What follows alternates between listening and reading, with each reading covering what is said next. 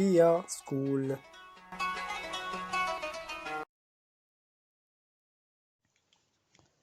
The present perfect tense.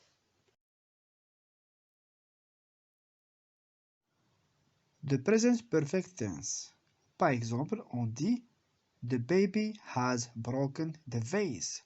The baby has broken the vase. Qui veut dire en français le bébé a cassé le vase. Le present perfect est un temps du passé qui est souvent utilisé en anglais. Il se construit à l'aide de l'auxiliaire have et du participe passé. On l'utilise principalement pour parler d'une action passée liée au présent, comme un constat ou une action dont on voit la continuité dans le présent. Alors, comment le construire? Il se construit avec l'auxiliaire have, bien sûr au présent, plus le participe passé. Par exemple, on dit I have drunk all the water. I have drunk all the water. Qui veut dire en français j'ai bu toute l'eau. Parfois, surtout à l'oral, on utilise des contractions. Pour reprendre les exemples ci-dessus, cela donne I've drunk all the water. I've drunk all the water. Un autre exemple. He has influenced my decision. He has influenced my decision. Il a influencé ma décision. Ça pourrait aussi nous donner comme ça. He's influenced my decision. He's influenced my decision.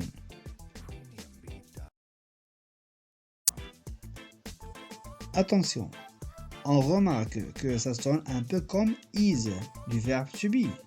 He is cool. He is cool. Il est cool. C'est le verbe to be.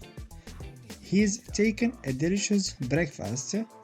He's taken a delicious breakfast. Il a pris un délicieux petit déjeuner.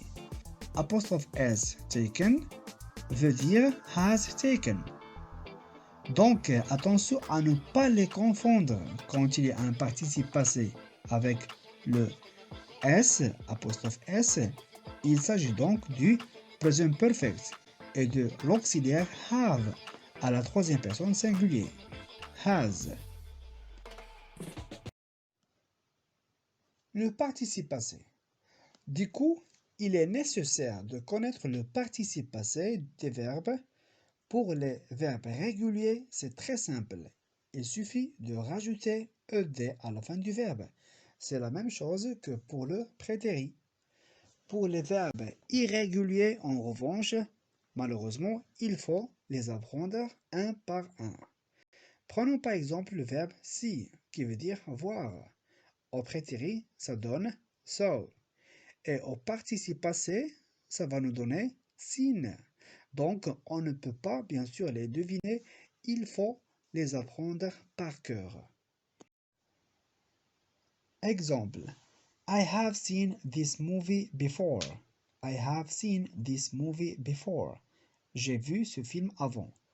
Comment l'utiliser?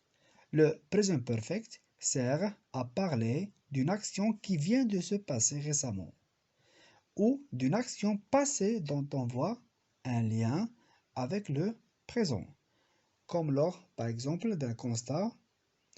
Comme son nom l'indique, present perfect, il y a toujours l'idée d'une continuité ou d'un lien, même subtil, avec le présent. Par exemple, si je dis « Oh, I've lost my ring ». « Oh, I've lost my ring ». « Oh, j'ai perdu ma bague ». Cela implique que je constate maintenant que je l'ai perdue.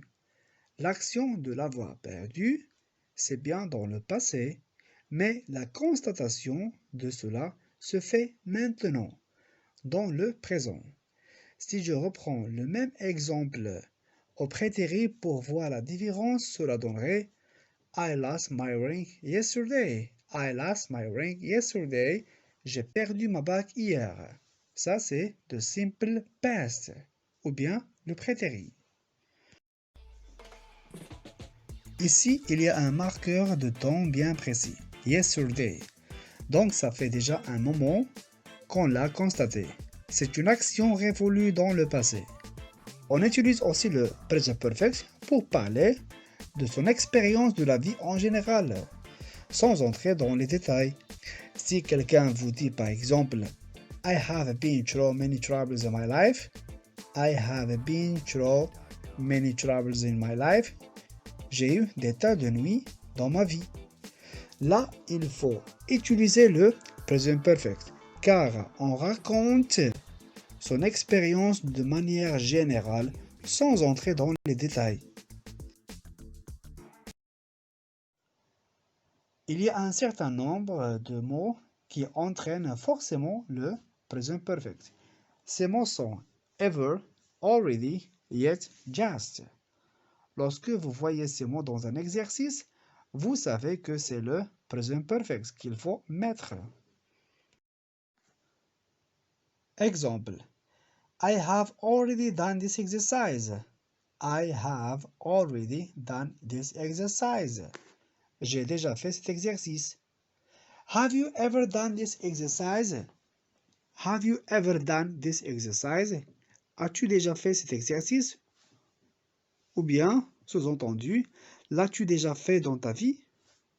I haven't done this exercise yet. I haven't done this exercise yet.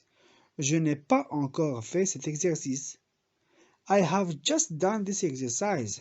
I have just done this exercise. Je viens de faire cet exercice.